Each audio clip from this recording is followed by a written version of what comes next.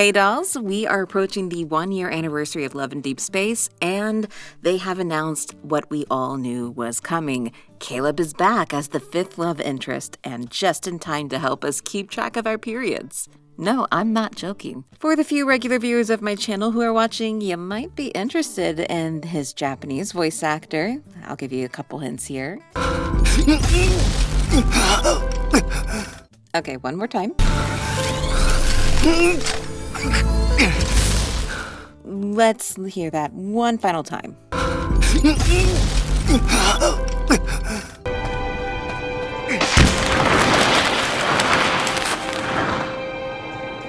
That's right, he is voiced by Kenji Nojima, who also provided the voice for Wonder and Shadow of the Colossus.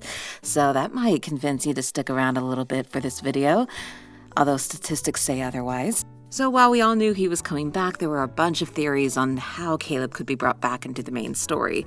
One I saw spread around was that he was Astra, the god that Zane is an emissary for in his Four-Seer myth that had cursed him for defying destiny. This I thought was rather ludicrous and didn't place much weight on it. A few days prior to the livestream, there was a leaked image of Caleb as a robot.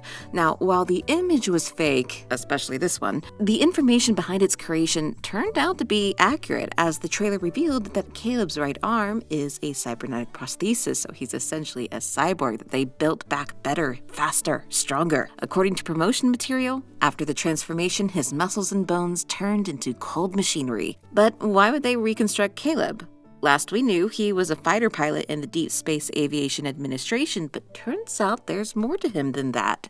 He's actually a military officer, a fleet space colonel at that. And considering the aesthetics of his uniform, they may not be the good guys of our story. That's just what we could glean from his announcement trailer. In his Myth Companion trailer, we see that he's actually maybe a bit of a yandere, and, well, that's... That definitely makes him very interesting, to the point that it's very hard to be a one-man girl with this game. I'm so sorry, Silas. I think Silas will, in the end, be my number one, but Caleb is kind of, right now, tied with Zane at the moment. This reveal also confirmed what many fans speculated, with the Apple plushie being among Caleb's exclusives, alongside a little airplane, due to him being a pilot. We still don't know too much about the frog. A lot of people think this is going to be the 6th love interest exclusive plushie, but there's a few others that it could also be. We don't know. What a lot of people did speculate is that there is going to be a 6th love interest coming after Caleb some point later down the road. We don't really know who that is. A lot of people believe it could be who Raphael was meeting with at the nest, but it still is up in the air. It could be someone else entirely. Getting back to the apple, it's fairly significant to Caleb's motif. In the main story at launch, we do see him use his evil to take the pendant we gifted him. I thought this was simply a telekinesis evil, but it turns out his evil is gravity manipulation. The birth of the theory of gravity came about when Sir Isaac Newton was sitting under a tree when an apple fell on his head. But that's not the only thing significant here. Some time ago, shortly after the game launched, the developers commissioned a fan, Luce's only color, to draw these pieces in which he is seen tempting our Miss Hunter to take a bite out of an apple with a snake wrapped around his wrist. He has a particularly sinister appearance in the second piece. The caption for the art states, "Garden of Eden, invite you to taste the forbidden fruit together." Many are referring to them as an Adam and Eve parallel, but it's probably a bit more like the serpent and Eve. While we've yet to know the details, it seems Caleb is going to have a darker nature to his romance, one that many thought Silas was going to have. There's a lot of people who really don't like it when there is a darker male romance, or something similar to that. Right now, there is a pretty well-known TikToker who's kind of like getting some beef from Book Talk, essentially, for making fun of some smut books. I don't really care. You know what? One of the good things about getting older, you kind of just realize things are just really not worth your time. Now, there are also a lot of people who really didn't want Caleb to be a love interest because they're like, oh, but he's your brother. And this is sort of a little bit of a cultural confusion, because in a lot of East Asian cultures, there is a huge sense of having respect for those who are older than you. But in the English localization, they really understand that that just doesn't translate very well at all. We don't really have a deep regard for seniority in that way, especially towards those who are just about like the same generation as us. So what they are doing is that they are very strongly emphasizing that he is your childhood friend. But bear in mind, this is a world where an alien catastrophe happened, and there were large numbers of casualties around the globe. And we know why Josephine took Miss Hunter in. You were a research subject in experiments she was conducting, and she felt incredible guilt for what she did to you. But with Caleb, we actually don't know why he was also taken in. His trailer seems to suggest he also may have been part of the same experiments, but we don't really know at this time. That being said, though, this is sort of like, you both were orphans who were taken in by the same woman. That's the relationship between you and Caleb. That's what you have. And I think we should really just recognize that it's not something that they really view themselves as family in that regard. Mom and Dad, whoops, sorry about that. Slip of the tongue. However, I really don't want to touch upon that right now because there's something that is far more pressing. I try not to get too political on this channel as I'm kind of an average person and a bit of a dummy, but I also don't intend to hide my beliefs if I feel it is pertinent to my analysis.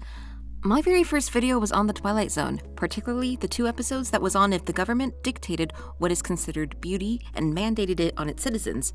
Anyone who does not or cannot conform will either be exiled or forced into compliance. It shouldn't be too surprising I'll touch upon this every once in a while. When I originally started working on this video, it was Friday morning. I spoke about the looming TikTok ban, but of course the story changed rapidly. I'm adding this portion of the video after the inauguration, and I am very much concerned on how things are going to be going forward. Regarding the TikTok ban, please remember the person who started the idea of banning the app was Donald Trump. The app went dark the afternoon before the law would have gone into effect and then was saved by thanking a not sitting at the time President Trump, even though the Biden administration stated they wouldn't enforce the ban. But what does any of that have to do with Love and Deepspace?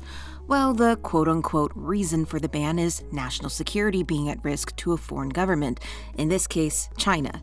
However, there is little to no evidence of this risk, but what TikTok does is no different than all of the other social apps. The only difference is that it is a Chinese company as opposed to an American one that owns it. The law that would ban TikTok would also allow potential bans of other foreign-based apps if Congress deems it a threat. How far-fetched is it that someone will seriously consider the Chinese government is collecting data on American women's fertility information from Love and Deepspace? There has been a lot of xenophobia rhetoric over the past few years, which leads into Love and Deepspace via Tencent Holdings. Tencent Holdings is the largest game company in the entire industry. They're mostly known as being the parent company behind Riot Games, the people behind League of Legends. But they also have shares and partial ownership of other studios, including, but not limited to, Epic Games, Remedy Entertainment, Bloober Team, and even Take-Two Interactive. Tencent was added to the list by the Pentagon of companies with ties to the Chinese military, which means that if you're on this list, it prohibits U.S. investors from purchasing or investing in your company and your subsidiaries. Tencent is the Chinese publisher of the original dress-up Nikki game made by Paper Games, the same studio behind Love and Deepspace, as well as Infinity Nikki. While I couldn't find anything that definitively states Tencent owns any portion of Paper Games, I wouldn't be shocked if that were the case.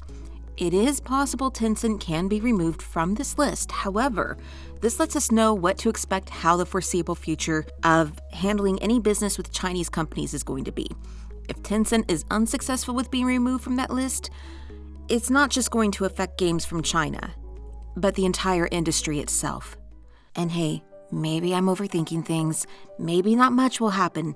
I don't know. Who knows what the future holds? All I know is I can't help but be concerned about it and feel as though I have no control over my life and the world around me. So, I have to try to gain control on what I can, and this channel is one of them. My goal of this year is to do more with this channel, and all I can do is follow through on that. So while this has been a bit of a departure from the usual, I appreciate you for watching. Thank you once more, and you have been a doll.